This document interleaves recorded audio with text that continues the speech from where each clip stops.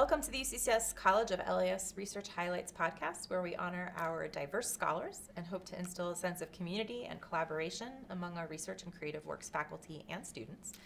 My name is Dr. Eugenia Olesnicki. I'm a professor in the biology department. I'm also the Associate Dean of Research, and I'm your host.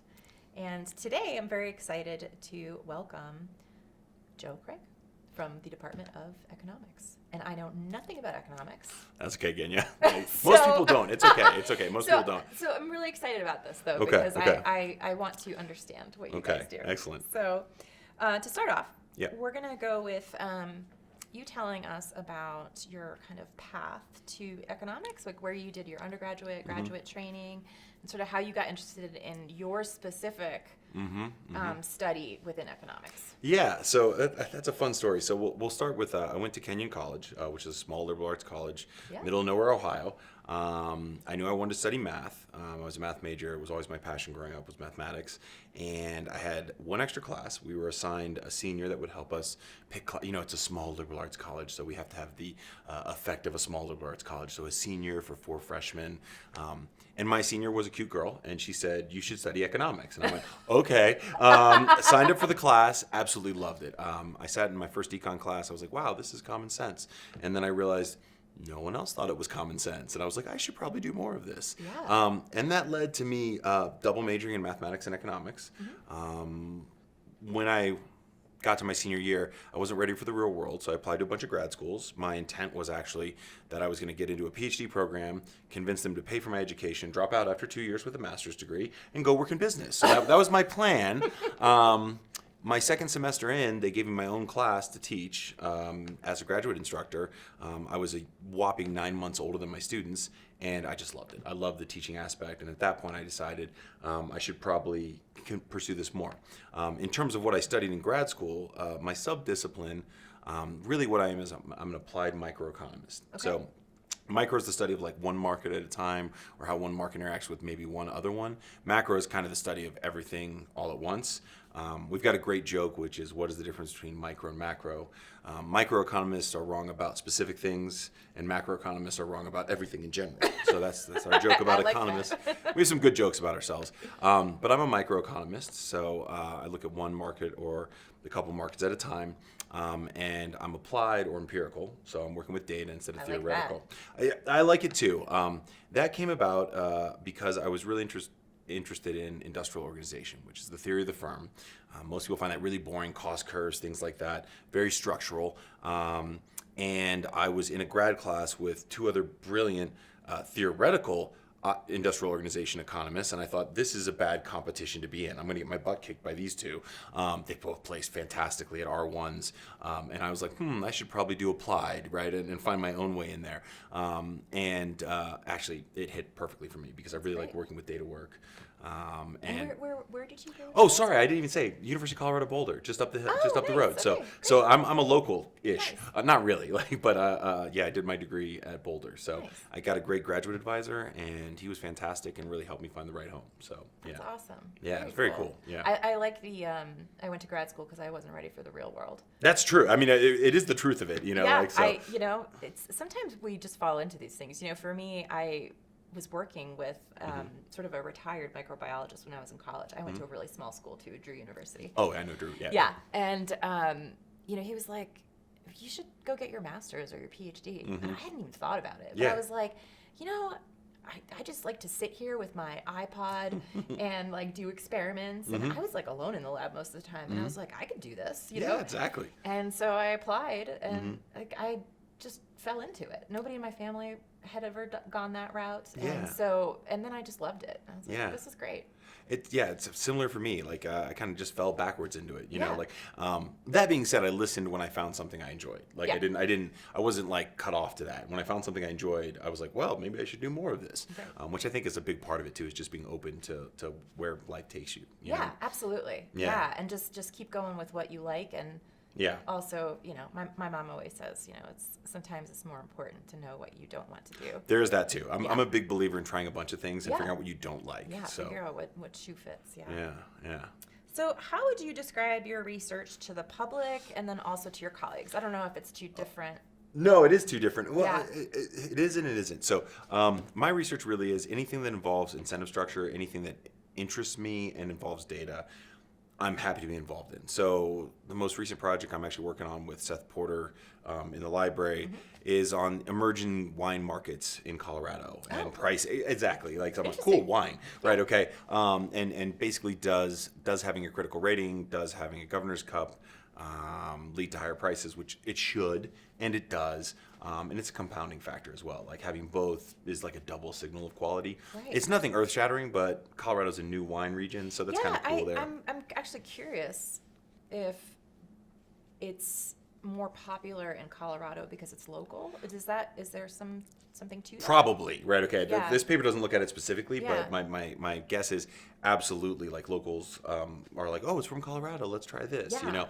and it gets it more cachet. I think even cross states, a couple states across, Yeah. I think California would be like, but California's got really good wine, so Right. why would they be like, why would I take this from Colorado, Right. even if it's good? But I'd guess around Utah, Wyoming are very interested, and vice versa. I think we'd be very interested in Yeah, wines that are because just near there. I really try to buy local as much as possible. Me too. So So I could imagine that would. it's fun too. We can research by drinking wine, so that's a lovely. That's so We funny. can say it's research. Is it good? It is good. It's fantastic. Seth has a way better palate than I do. Just so Okay. you know, like like he tells me, like, are you getting these hints? And I'm like, maybe. You know, like I'm Yeah. not completely sure. So Yeah. I can tell the difference.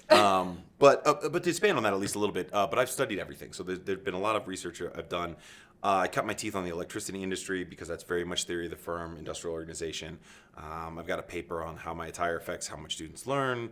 I've got one trying to outpredict draft pundits on NFL success of college quarterbacks. That's actually probably my most widely read thing. Okay. We can go into that later. Yeah. But I'm trying to think what else I have. I have one paper on beer. What else do I have? I have a paper on canned versus wild lion hunting. It's all over the place. So wow. luckily my department is very forgiving of I don't have to be like this guy, if that makes sense. Right. If something's interesting, I'm like, cool, let's do Yeah, that. You know? that's totally the way I work too. Yeah, and I love that. You know, Yeah. if I was at a pure R1, I'd have to be like, no, you are this niche guy. Here I can Right. be like, it looks cool. Let's take a look. So Yeah, yeah. absolutely. Yeah. That's great. Cool. So electricity, that's interesting. Yeah. That's right now. That's hot topic in my mind with all the AI data centers pulling electricity and our It prices is going up. We could and- talk about that all day. I listened to some really interesting podcasts about that the last week, and anyway, it's much more optimistic. I'll talk to you about that afterwards. But anyway, so because that's probably not for this podcast. Yeah. But it's a cool industry. Yeah. And especially, I will say one thing about electricity that always fascinated me, which is the rest of markets in economics, we think of supply and demand. Like the Yeah. price can adjust if supply or demand differs. The problem with electricity is you need it now. It's not storable. Batteries a little bit, but really it's not storable. So Yeah. like you think about, people are like, oh, I'm net neutral. No, you're not, right? Okay, like, oh yeah, but I give power back to the grid. You give it back during the day when no one needs it, right? Right. Okay, and then you draw down overnight when everyone needs it. Right. That actually is still using fossil fuels. Like you're Interesting. giving back a little bit, but it's not really helping much. So Okay, that's really interesting. yeah. Okay. Anyway, yeah. So, what would you say is your biggest challenge in doing research at the moment? I mean, a lot of us have similar challenges, time and money, but if Yeah. there's anything kind of specific to your field. Yeah, not specific to my field. I'd say time, of course. Yeah. I'm chairing a department, which always slows things down. You know how administrative tasks work. Yes. I've got 3 kids in the sweet spot of zone of needing a lot, so that always gets it. But I'm on sabbatical next year, so I'm hoping to kickstart some things. Nice. In terms of my industry, the plus to being an economist, I think more so, maybe not more so than any discipline, but in contrast to many disciplines, is you don't need much. Like our startup funds are a computer. Right. That's it. Like, and even then, some of them can get by without a computer. You don't need a high level computer. I don't need a $4,000 computer. Right. And it's very. I think about it as close as I can see to a meritocracy in academia. And for instance, you could be the best physicist in the world if you don't have access to certain materials. You can't do it. You can't do it. That being said, the best physicists eventually get access, right? Okay, Right. so I'm not saying like they screw people over. They eventually get there. But as an economist, if you got a computer and good ideas, you're going to publish anywhere. And there've been a ton of economists that have started very low level and ended up like Nobel Prize winners, just climb that ladder. That's cool. It is cool. It's and it allows you to do kind of anything. It's kind of even playing field. So, since I'm so naive about economics, Yeah. do you draw from like specific data sets? Do you create Yeah. your own data sets? Yes, yes, Okay. all of the above, right? Okay. So I would say yes, all of the above. Some data sets are publicly available, some you have to pay for, some you have to do interviews for. Okay. One thing I work with a colleague on, it's a consulting gig, but it's called contingent valuation. And the idea is that people have a valuation for goods that they want, and we don't know what it is. Like you couldn't articulate it. If I asked you how much are you willing to pay for something, Right. you'd be wrong, right? Okay, I mean, like it's not your fault, but you have to be actually presented with a lot of different choices, and we can ask you a lot of questions about A or B, C or D, F or G, A or 1, right? And then we can back end out actually how much you're willing to pay for an individual feature of like an individual iPhone or something like that. Okay. It takes a lot of work. I bet. But we do like survey data for that sort of stuff. And It's got to be very variable too, right? It is. Yeah, what people value. And, exactly. One, it's Yeah. hard too because think about like, okay, you buy a cell phone, right? Okay, how much are you willing to pay for the third camera? Right. You have no idea, right? Okay, because it just comes. But so how the heck do we figure out what that value is? Right. It's really hard with something that packages with like 30 or 40 different features. But if you ask the questions the right way, you can actually back that out, which is Okay, really cool. That's really cool. It is very cool because I do focus groups sometimes and they say like, why are they asking these questions? This doesn't actually get to my valuation. I'm like, actually it does. It does. Shh. Right, okay, like you don't need to know that, but like actually this is the way to get it. So. Yeah, that's really cool. So Yeah. there's some psychology involved. In Oh, that. absolutely. Like Yeah. we definitely dovetail with psychology pretty hard. Yeah. Yeah. In fact, I oftentimes think psychology and econ are the same thing, except that psychologists, and probably more importantly, care about why things work the way they do, and we're just like, they go that way. Cool, moving on. You know what Right. I mean? We're like A causes B as opposed to why does A cause B, which is probably more important. Yeah, you so know? using psychology more as a tool, Yes. rather than Right, than understanding- the nature of psychology. Okay, Exactly. Very cool. I like that. So what has fundamentally changed about your research? I mean, it sounds like you're kind of all over the place. I am all over the with. place to begin with. Maybe what's fundamentally changed is that I can be all over the place, right? Okay. Because I'm at UCCS. My first 3 or 4 papers were absolutely buried in electricity data. You know, like that was where I cut my teeth. And then I did a lot of that. It's hard. Like the data is really hard to come by. The journals in industrial organization are stringent, let's say. It means what comes out is really good, but the publication process can be challenging. And what I mean by that is like, you might get 4 or 5 rejections, even for a very good paper. Sure. Each rejection's a 6-month cycle. Yeah. So it's hard to just keep things going in the pipeline like that. And Spreading out. What about getting data for electricity? Because I imagine Yeah. it could be It could be difficult. It could be. I lucked out in that I had a friend who was a friend who worked at a private company in Boulder that got me access to a ton of data as a grad Okay. student. And I did present a report for the company. So I was like, here's what I found. Right. And just the privatization of it is just exactly. sort of means that they might not be giving you the right numbers. They might not. Yeah, exactly. So, and as long as they give me the right numbers, as long as they give me the wrong numbers with random mistakes, I'm okay with that. Random I can deal with as long as Yeah. it's not a structural Right. line. Purposeful. Misleading. Yeah. Yes. That's bad, right? Okay. But if it's sometimes people are like it's inaccurate. I'm like that's okay as long as it's randomly inaccurate. We can handle that. Can you tell if they're massaging? Probably. Like if Yeah. you start looking at things, your BS meter starts going off. Okay. And actually, what we do with a lot of our data sets is, even though we're running regressions like multivariable, like in N space, a lot of it I just look at it, and you can start looking at data set. Like I use it. It's funny. I don't use Excel to run any of my analysis, but I use Excel to look at all my data. It's beautiful Yeah. for visualization. You start looking at one variable versus another, and then you start seeing something. You're like, that should not look like. You know what I mean? Right. And if you get like, a coefficient too statistically significant, you're like, nope, that's wrong. That is not how the real world works. Right. It's not that connected, if that makes Right. sense. There's more noise there. So, Right. Yeah. Well, I'm excited to hear that somebody likes looking at Excel sheets. I feel like that's all I do these days. Oh, okay. Well, your Excel sheets I may not like looking at. Okay, so mine are much more fun. Yeah. Yeah. Okay. So, what in your mind is your most important contribution to the field? That's a great question. Okay. I guess we'll break it out. Contribution to the field. If it's to the field, I would say probably one of my first papers where I looked at the deregulation of the electricity industry and showed that plants became much more efficient, which shouldn't surprise you, but was kind of a weird result because everyone thought deregulation of electricity, like we're letting people in, we're letting markets in, which can be good, but oftentimes leads to abuse. Think Enron, right? I mean, you know what I mean? Like Right. that was the perception. And what I found was that the generators became about 10 to 12% more efficient in places that deregulated. And I was able to time it up and link it up with a massive data set and adjust for everything. So that was a really cool little That's result. interesting. Was there something specific about the regulations that was hindering that kind of progress towards efficiency? Yeah, just that the general theory is that if you're regulated if you're a regulated market, and how a lot of electricity markets worked were, okay, if you you can price at this and you're allowed to earn this much profit. Well, if you're allowed to earn that much profit, what incentive do you ever have to improve? I see. None, right? I mean, so I don't actually know what it is that actually caused it, but the general theory is like, if you suddenly you can pocket every bit of efficiency you gain, you're like, oh, I'm going to work my butt off, you know? Right. That's interesting. Now, that being said, I'm still not sure we should fully deregulate electricity because blackouts and brownouts are a real big deal.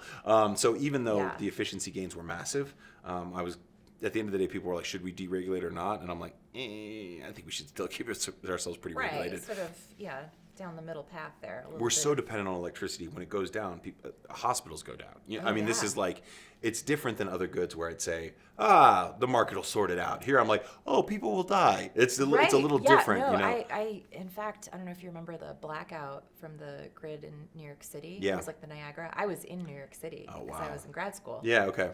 And it was very interesting. You know, I mean, there were quite a few car accidents. Lights weren't working, you know, and I ended up leaving the city, going back to New Jersey where Yeah. my parents are. But it was very interesting. Ben and Jerry's was just giving away all of their I ice bet they cream were. They're like, because "Here you it go." was melting, you Yeah. know. And people got together and they had like, you know, barbecues in the street and they were like playing music and stuff, which was interesting. I think it was sort of like a consequence of 9/11 had happened, Yep. right? And so there was this more sense of community, and it was basically not what I would have expected. Yeah. With It the wasn't like blackout. Mad Max or Lord of the Flies. No, Or, no, but from a research perspective, you know, we all had to run on generators to keep Yeah. our -80s and everything going. Like, Yep. we basically couldn't work Yeah. because you didn't want to open up the freezers. Yeah, and because then you're host. Yeah, that's then, it. Then, Yeah. then they're warming up. Yeah. And yeah, in the hospitals and everything, that was really Yeah, Crazy. we're so interconnected on electricity that Yeah. oftentimes I think like, we just need to make sure that keeps growing. So, yeah.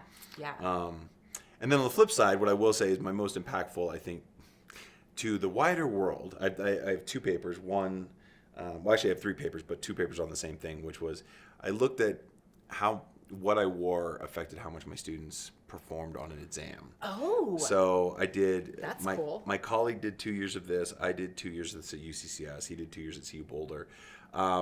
You know, 1 year was the control where we dressed professionally, but not nice. You know what I mean? Like, so, you know, khakis or nice jeans, collared shirt, but not tucked in. You know what I mean? Yeah. And then on the opposite year of the treatment, we dressed in a full suit every day. And by full suit, I mean full suit every day, every time we came into the office, every time we interacted with students. Sounds uncomfortable. It was. I had to have I had to go to the same hairdresser because I had hair at the time. Every 2 weeks, I had to control all that. My colleague did the same thing, and we had this. So we had to have the same haircut for 2 years minimum. We didn't let anyone know we were doing it, other than IRB. We had to get IRB approval, obviously. But we even made up excuses for why we were dressing nice because we couldn't have anyone knowing what was happening. Right. So And what were the results? the results were it increases attendance, one, and Dressing more professionally. Dressing more professionally, Okay. and that increases scores because like attendance always increases scores. That's nothing new, right? Okay, the kids show up, they learn more. Also, I don't know that they learn more. I just know they performed higher on an exam. To be clear, Right. and even controlling for the attendance increase, they still scored higher, and to the tune of a third of a letter grade. So me being in Wow. a suit actually gives my kids about 3 to 4 percentage points higher grades really on the final. important information. It is, and I still dress like this because you know what? They can figure it out themselves. Yeah. So that's at least my view on that. Yeah, So, I think, in STEM, in my lab, if I go there, I'm working with formaldehyde and all these nasty chemicals, so I'm not going to dress up. No, on no. those days. Well, and what's interesting, this came out of the fact that they were giving me a lot of crap when I was in grad school for dressing casually while I taught, and same with my advisor, who's Yeah. now my co-author. And I said one day, I was like, man, I should really look into whether wearing nice clothes actually makes kids learn more. And my advisor was like, shut the door. And he shut the door. He's like, I'm planning on doing this in 6 months. You went in? And I'm like, yeah. So that was like our That's first really paper we cool. published together. For whatever reason, it does. These crazy implicit biases that you just don't think about. You don't. And we thought it could go either way because we also thought that when you dress more like your students, there's more of a sense of community. Yeah. And so you could learn more that way too. So it was interesting because a lot of times we start a paper and we're like, I think I know which way this is going to go. Right. I don't know, but this we were like, no idea. It could Yeah. really go either way. So that was really interesting. So, Yeah. and really, it's really actually pretty good economics. It's funny because it's in pedagogy journals, but I'm like, the econometrics are fantastic. We actually go pretty deep on the data side Great. to prove our point. So, yeah. Okay, all right. I'm gonna start dressing Nah, you don't more have to. nicely. So my Your students can do figure it out better. themselves. That's on them. So Yeah. anyway, and if you're interested, the other one was actually on if we could predict how well college quarterbacks are going to do in the NFL. Okay, yeah. And that's gotten picked up by Yahoo Sports a couple times because we do a recap every year with who's going to be good and who's not going to be good. And what we find is we out predict the draft, and we only use college stats, and we only use a couple ones, and basically they ignore rushing ability. Rushing ability is one of the best determinants of how well a quarterback is going to do in the NFL. That's interesting. It's weird though. What I will say is you have to be a good passer. So what we found out was if you're not a good passer, you're not even in the subset of quarterbacks that will have a chance to go in the NFL. Right. So all of them are good passers. And then amongst the good passers, the elite rushers are the ones that are going to have the best NFL success. And we've had a lot of tings recently.